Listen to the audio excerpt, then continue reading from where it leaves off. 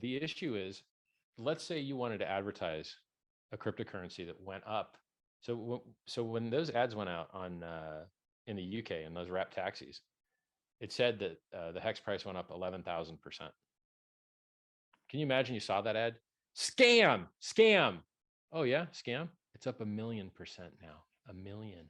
It went up 1,000x. Well, 100x, I think. It went up 100x past that ad, but you were too smart to buy. Economist magazine, right? There was hex ads in Economist magazine. It said it's just Bitcoin with proof of work change. Check it out. It's a Nobel Prize worthy invention. The average stake length is 6.1 years. It was 5.8 back then. Now it's 6.1. I remember when it used to be 4.8. It just keeps going up. People are believing in the system more and more. Their stake lengths are getting longer and longer. There's no other financial instrument in the history of man where people have locked up their money for real. You ain't getting it out for 6.1 years average. To get a 6.1 average, you got to have a lot of people with 15 to make up for the people that have one. When you lock up your coin for 15 years, you cannot get your principal out until year 7.5. You will get penalized. At year 7.5, you can forgo your interest and just get your principal out. You served half your term. You're just going to lose your interest. It's fair. So the penalty that you pay is in relationship to how much you lied. You said you're going to stake this long. You didn't do it. You lied. You get a penalty in proportion to how much you lied. Very fair. Called the truth engine. So is that Nobel Prize worthy? I think it is. Have you seen the other trash that gets Nobel Prizes in economics? It's really trash. These are not useful things. Getting people to delay gratification is the best thing any investor can do in something that has product market fit. Time in the market matters more than timing the market. Now, look, if you bought a scam, you're just screwed. If you hold a scam for longer, it doesn't help you.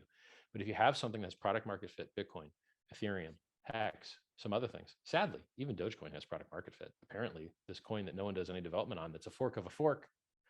Litecoin's a fork of Bitcoin. Dogecoin's a fork of Litecoin. They don't even have their own miners. They use merge mining with Litecoin.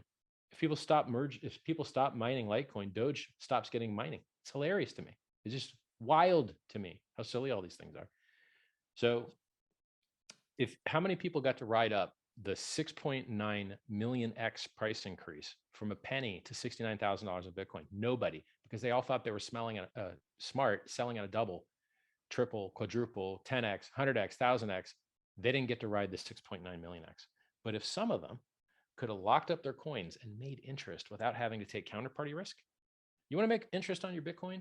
You got to give it to somebody else, and please, can you give it back with a little bit more, with a little interest, please? And they get robbed all the time. And this happens in Ethereum too. Ethereum 2.0 said, oh, we're going to let you stake if you've got 32 Ethereum. And so what do people do? They don't have 32 Ethereum. They don't have 100 grand to put in. So they give their coins to somebody else. And that guy loses the keys or runs with the money. And there's already been $100 million lost to that. Maybe 60 million, but in between 60 and 100. Hex solves that, rather. Pulse Chain solves that, because you don't need 32 coins to become a validator. And you can delegate your voting power to somebody else. You don't have to have a server farm. So it is still decentralized, unlike